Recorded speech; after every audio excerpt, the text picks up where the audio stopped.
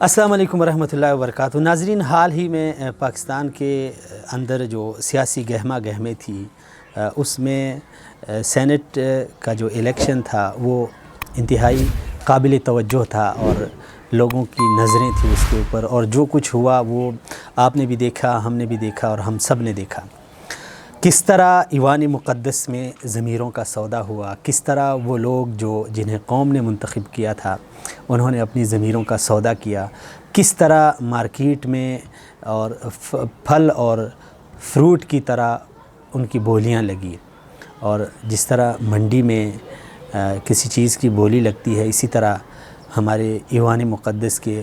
معززین کی بھی بولیاں لگ گئی۔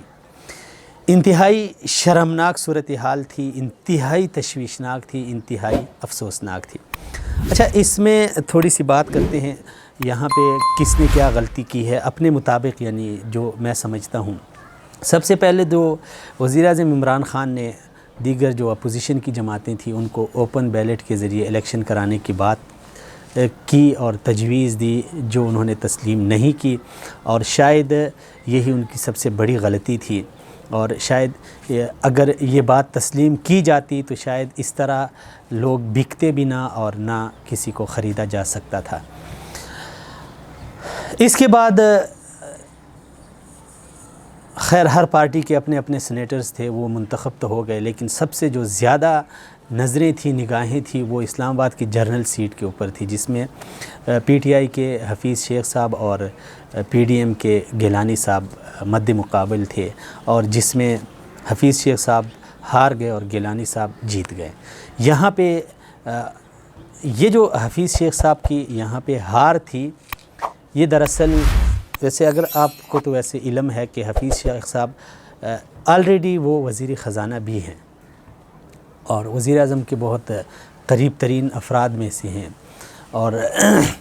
لیکن یہاں پہ سینٹ کی اس جنرل نشست پہ ان کی ہار یہ اصل میں ہار نہیں تھی، یہ ان کو قربانی کا ایک بکرا بنا کے ان کی قربانی دی گئی، اور اس کا جو ثمر تھا وہ ان کو چیئرمین شپ کے الیکشن میں پھر مل گیا۔ ایک جگہ انہوں نے حفیظ شیخ کی قربانی دی اور اس کو ہرا کر اپوزیشن کو یہ بات باور کرائی گئی کہ الیکشن بہت کلیئر اور شفاف تھے، حالانکہ کلیئر کچھ بھی نہیں تھا۔ بعد میں جو ہوا اور اس سے پہلے جو ہوا وہ سب نے دیکھا۔ اس کے بعد جس طرح پھر سینیٹرز منتخب ہوئے اور الیکشن ہوا چیئرمین شپ کے لیے اور ڈپٹی چیئرمین شپ کے لیے، اس میں پھر ایک بار جو حکومت اور ان کے اتحادیوں کے جو امیدوار تھے صادق سنجرانی صاحب وہ جیت گئے۔ اچھا، یہاں پہ پھر جو یہ الیکشن تھا اس میں پھر بالکل عجیب سی صورتحال تھی، جس طرح وہ پولنگ بوتھ کے اندر کیمرے لگے، انتہائی شرمناک تھا، جس سے پاکستان کا امیج دنیا بھر میں جو ہے نا وہ بہت برا سامنے آیا اور بالکل عجیب سا سامنے آیا۔ تاحال اس کی کوئی تحقیقات سامنے نہیں آئی کہ یہ حرکت کس نے کی تھی اور کیوں کی گئی تھی۔ بہرکیف پاکستان اس میں بہت سارے کیسز ایسے ہیں جن کی ابھی تک کوئی رپورٹ ہی نہیں آئی، بہت سارے ایسے بڑے بڑے لیڈر انہیں مارا گیا، ابھی تک ان کے قاتلوں کا بھی نہیں پتہ چلا، تو یہ چھوٹی موٹی چیزیں ان کا پاکستان میں تو پتہ بھی نہیں چلتا۔ بہرکیف اس میں پھر جس طرح جتایا گیا ان کو، یعنی صادق سنجرانی صاحب کو، وہ بھی ایک عجیب کہانی ہے کہ 7 ووٹ جو پی ڈی ایم کے تھے یا اپوزیشن جماعتوں کے تھے وہ مسترد ہو گئے، اور پہلے جب جنرل الیکشن تھا اسلام آباد کی سیٹ پہ تو اس میں بہت سارے ووٹ پی ٹی آئی کے ضائع ہو گئے تھے۔ اب یہاں پہ گیم بالکل الٹی ہو گئی ہے، لیکن جیسا کرو گے ویسا بھرو گے۔ پہلے میں اپوزیشن جماعتوں نے لوگوں کو خریدا، پی ٹی آئی کے کچھ ارکان کو، اور بقول عمران خان صاحب کے 16 ارکان انہوں نے اپنا ضمیر بیچا تھا، سودا کیا تھا، اور دوسرے میں پھر عمران خان نے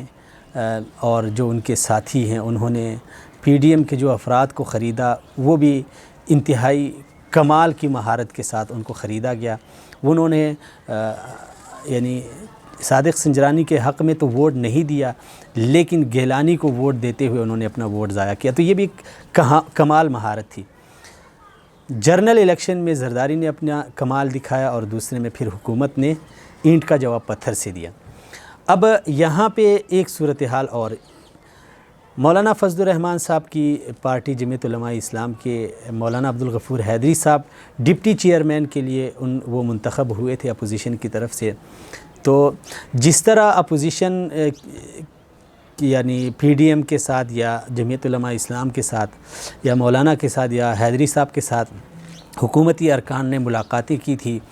اور ان کو منانے کی کوشش کی گئی تھی، ان سے ووٹ مانگا گیا تھا، اس کے بعد اگر مولانا عبدالغفور حیدری صاحب، جو میرا پوائنٹ انتہائی اہم ہے وہ یہ ہے کہ اگر اس ڈپٹی چیئرمین شپ میں مولانا عبدالغفور حیدری صاحب جیت بھی جاتے تو یہ پی ڈی ایم کے لیے اور بالخصوص مولانا فضل الرحمان صاحب کا جو ایک مشن اس وقت جاری ہے ان کو شدید قسم کا متاثر کرتا۔ تو میرے خیال میں ان کی ہار جو ان کا مشن ہے اس کو مضبوط بنانے میں اور کارگر ثابت ہوگی۔ لیکن اگر مولانا عبدالغفور حیدری صاحب جیت جاتے تو پھر پی ڈی ایم اور خاص کر جمعیت علماء اسلام اور پھر بالخصوص مولانا فضل الرحمان صاحب کے پاس جو ایک اخلاقی جواز تھا حکومت کے خلاف بہت دباؤ لانے کا، وہ شاید تھوڑا سا کم پڑ جاتا اور یوں وہ حکومت کے خلاف کوئی بڑا ایکشن نہ لے پاتے، کیونکہ آلریڈی ان کا ڈپٹی چیئرمین وہاں پہ ہو جاتا سینٹ میں، تو یہ ان کے لیے تھوڑا سا مشکل تھا۔ اب مولانا عبدالغفور حیدری صاحب کی ہار اور گیلانی صاحب کی ہار کے بعد پی ڈی ایم کے اندر شدید غصہ تھا، بالخصوص مولانا فضل الرحمان صاحب شدید غصے میں تھے، اسی لیے انہوں نے پہلے پریس کانفرنس میں کہا تھا کہ استعفوں کے علاوہ لانگ مارچ کا کوئی فائدہ نہیں ہے۔ اور کل جب پی ڈی ایم کا اجلاس ہوا اور اس کے بعد زرداری صاحب نے جو بیان دیا، اس نے پھر سے ایک بار سے یعنی پھر سے پی ڈی ایم کا جو شیرازہ تھا اس کو بکھیر کے رکھ دیا، اور اب صورتحال یہ ہے کہ جو ان کا لانگ مارچ ہے وہ عید کے بعد شاید وہ اس پہ متفق ہوں گے یا نہیں ہوں گے، لیکن فی الحال انہوں نے ملتوی کر دیا۔ تو پی ڈی ایم کی جو سیاست تھی یا حکومت کی جو سیاست تھی یا جو سینٹ کا الیکشن تھا، اس میں خیر یہ کوئی نئی بات نہیں ہے ناظرین، پاکستان میں یہ ہوتا چلا آ رہا ہے، جنرل الیکشن میں بھی ایسے ہوتا ہے، سینٹ میں بھی ایسے ہی ہوتا ہے، اور جتنے بھی یہاں پہ جو الیکشن ہوتے ہیں، ایون کہ جو چھوٹے لیول میں جو یونینز کے الیکشن ہوتے ہیں اس میں بھی یہی چیز ہوتی ہے، اور حتیٰ کہ جو بلدیاتی الیکشن ہوتے ہیں اس میں بھی یہی صورتحال ہے۔ اوپر سے نیچے قوم وہ ضمیر فروش بن چکی ہے۔ لیکن چلیں، ایک عام آدمی جو کسی کو ووٹ پول کرتا ہے، وہاں پہ اگر وہ پیسے دے تو وہ اتنا، اگرچہ وہ بھی انتہائی شرمناک ہے، افسوسناک ہے، لیکن آپ جب ایوانی بالا تک پہنچ جاتے ہیں، ایوان مقدس تک پہنچ جاتے ہیں، اور جس کا ایک تقدس ہے ملک میں، جس کا ایک احترام ہے، جس کو لوگ قدر کی نگاہ سے دیکھتے ہیں، وہاں پہ پہنچ کر اگر آپ 10-20 کروڑ کے لیے اپنا ضمیر بیچتے ہیں،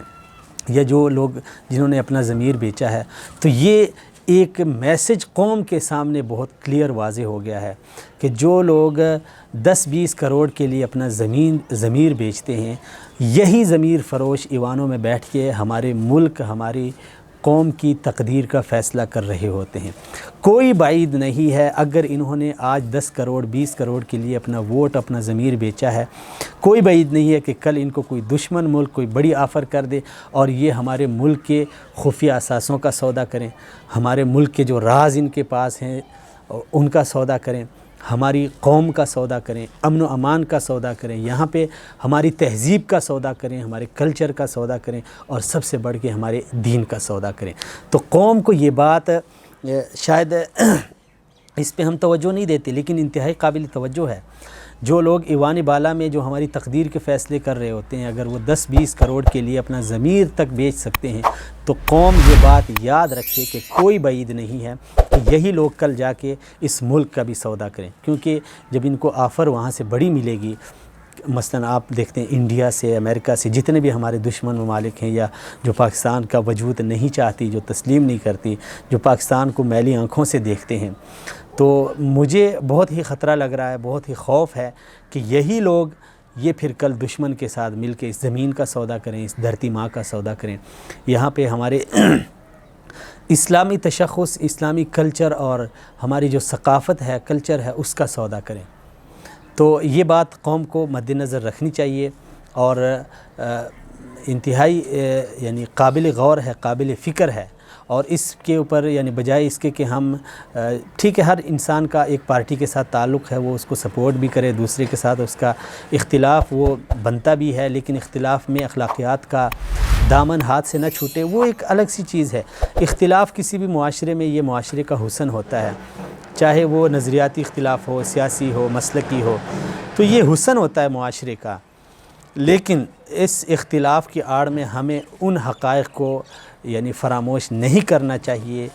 جو حقائق انتہائی جن کے نتائج بھیانک ثابت ہو سکتے ہیں۔ تو اس پہ میری گزارش ہے پوری قوم سے